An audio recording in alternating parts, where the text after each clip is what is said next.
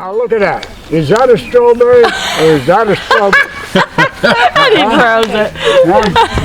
He's a pro. Remember the saying years That looks like a butt. Remember the years? Don't put that on. Take. Looks more like a scrotum.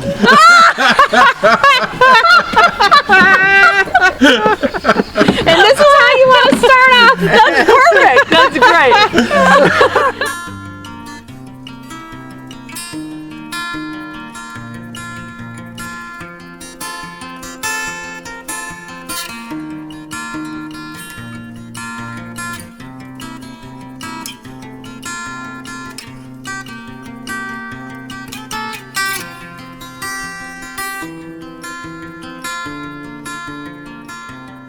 Was one I said, if we're gonna go see Barb and Dick, I gotta ask Dick, what do you do to overwinter strawberries? What are you supposed to do? There it is. That straw was put on probably in, I usually have to wait till the ground freezes. Because if I don't wait till it freezes, the machinery I use will cut a rut. Okay. I don't want the rut. So I gotta wait till the ground freezes. So that gets me into December usually, 1st of December, sometime in there. You just go out by hand? No, I have equipment. Okay. You have to understand, there was a time there was as much as 10 acres of strawberries here.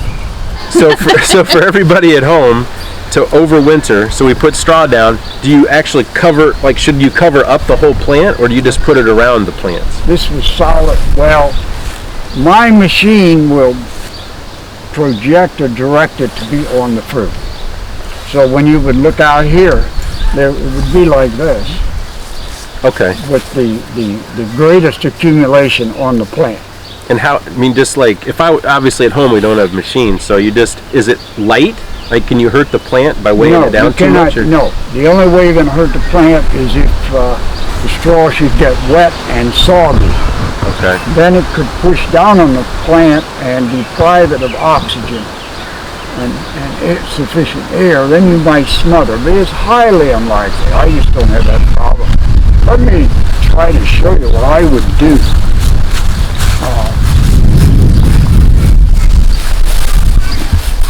And you see how this is one of the problems with clay. Of course, I have a poor drainage here because of the clay. But, you know, if this were,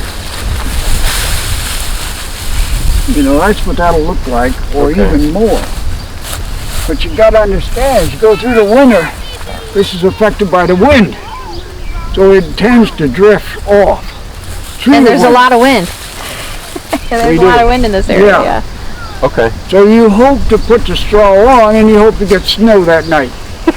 So it stays there. So by the grace of God, my strawberry plants did. We have no idea how they look.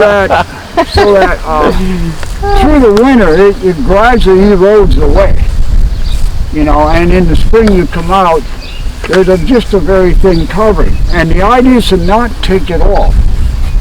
The idea is to take a pitchfork and you walk along, you loosen it. Okay. So that the light can penetrate and the air can get in, and you force the plant to grow up through it. Okay. If you'll see, that's all straw right around that plant. That's gold information. See that force that. Now the beauty of this is, there's no chemical put on here to control fruit rots. And the reason that you can do that is the contamination that makes the fruit rots right there. Who is that? It's in the soil. The spores and the pathogens that cause the fruit rot come from soil splash onto the flower. And the straw stops that. Correct. Okay. It doesn't stop entirely, but we do control it. Now, you may still, and we will have problems this year because we have had this incessant daily rain and onslaught of it. So this is an unusual situation. This year we are. You think that'll lead to fungus, or what will that be? Well, your issue. I would expect to have more damaged fruit from the various types of fungi. Okay. biggest one you get is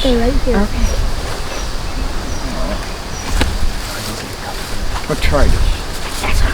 Botrytis is just fruit. The fruit just starts to get good spots on. There's about 3 different fungi that can hit the fruit and do damage. Botrytis is the one that you get mostly from soil splash, and the fruit just, I don't know how to. Is there any natural? I haven't recently read my literature, so I'm kidding. Well, so what would you use if you get that though? I mean, is there I won't use anything. I just take my loss. Just take the loss. And encourage the people to look at your berries before you pick them. Gotcha. You know, you gotta be selective. You can't grab everything that's out there. You gotta be selective. Not the green one. Avoid the green ones. We want you to take fruit home that is flavorful, and you get maximum flavor in sugar and strawberry flavor when you are totally ripened.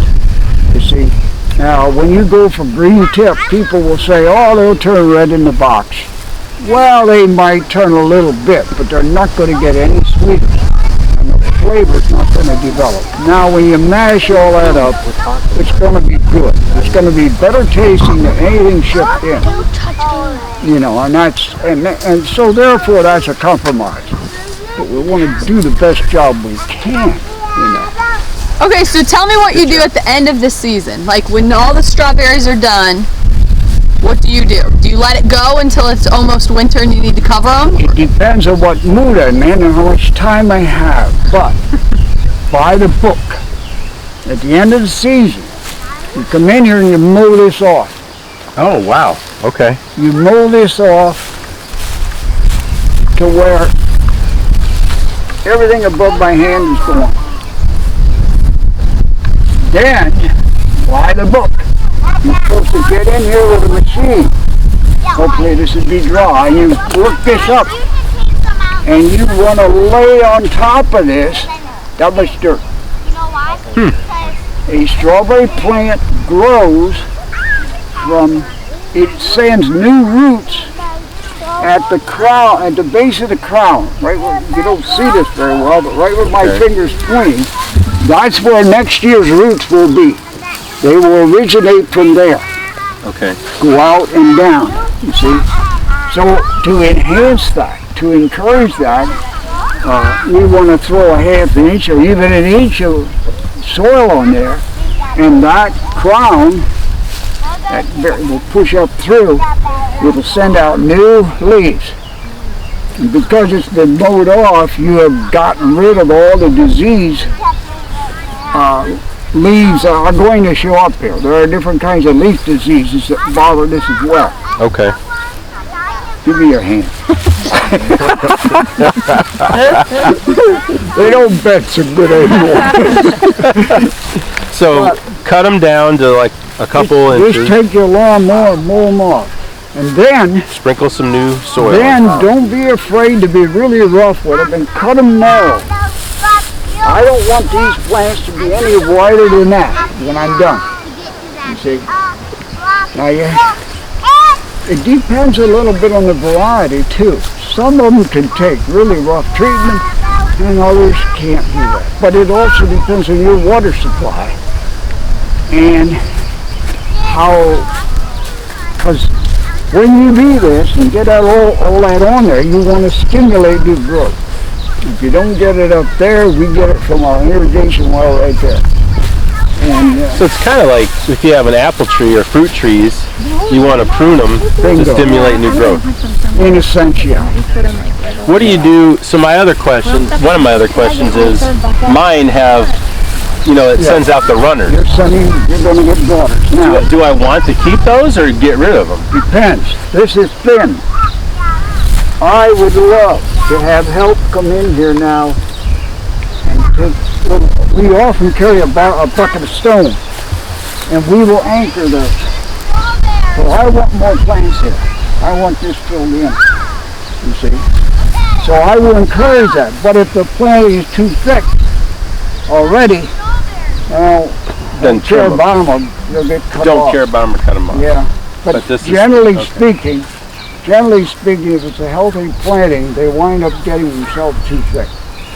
You're going to get your best production if those plants are that far apart.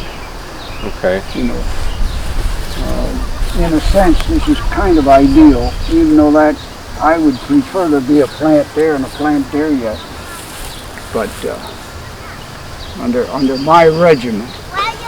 Now here, if you're in sandy soil, boy, you can do so much. But I can't do, because if it comes time to renovate and I'm wet, I may not renovate. I may just mow them off and do whatever I can do. You know, there's no set rules. You know. The weather kind of dictates. It dictates, that's right. And understand this. People come out and they tell me, well, I don't garden anymore because I don't have good luck. Well, maybe you're not supposed to have good luck. How else are you going to learn? Right. You've got to be in a constant mode of experimentation. And half of what you try is going to work. You gotta be okay with failing. So a good farmer is a curious farmer. With your raised beds, if you're working there, things are far more positive. Because you definitely have a controlled environment, more so than like this. Now, many growers plant on a raised bed. They have going, and I used to do that. We used to go in with a tool, we would raise up a mound of dirt like this. Let me say this, it's certainly a privilege Bart, to you have should come over here. visit our farm today, this evening, this fine evening. And we certainly have enjoyed a moment of respite away from the daily activities of the grind of here and going here and rushing there and doing the other things. And it's a pleasure for us to welcome you. Aww. And to demonstrate to you what we work so hard, 365 days a year, trying to give you a #1 quality product. It not only looks good, it's got to taste good. Because we want to sell you berries 2 times. Not just 1, 2 times. Once you come back. You've sold me lots more than 2 times. We've been back. We've been back a few years and we're out here.